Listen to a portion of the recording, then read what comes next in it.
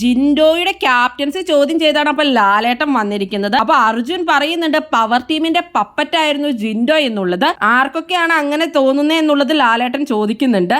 Jasmine പറയുന്നുണ്ട് ചിരിച്ച് support ചെയ്യാൻ കുറെ ആളുകൾ ഉള്ളതുകൊണ്ട് പുള്ളി വിചാരിക്കുന്ന പുള്ളി വലിയ ഹീറോ ആണെന്നുള്ളതാണെന്നും. അതുപോലെ തന്നെ നോറ പറയുന്നുണ്ട് ക്യാപ്റ്റൻ തന്നെയായിരുന്നു എല്ലാ പ്രശ്നങ്ങളും ഉണ്ടാക്കിയിട്ടുണ്ടായിരുന്നതെന്നും. ശ്രീരേഖയോട് ലാലേട്ടൻ കളിയാക്കിയ രീതിയിൽ തന്നെയാണ് ചോദിക്കുന്നത് എങ്ങനെ ഉണ്ടായിരുന്നു ശ്രീരേഖ ജിൻഡോയുടെ ക്യാപ്റ്റൻസി എന്നുള്ളത്. അപ്പൊ മോശമായിരുന്നു എന്ന് പറയുന്നുണ്ട്. അപ്സര ഏറ്റവും മോശം ക്യാപ്റ്റൻസി ജിൻഡോയുടെ ആണെന്ന് പറയുന്നുണ്ട്.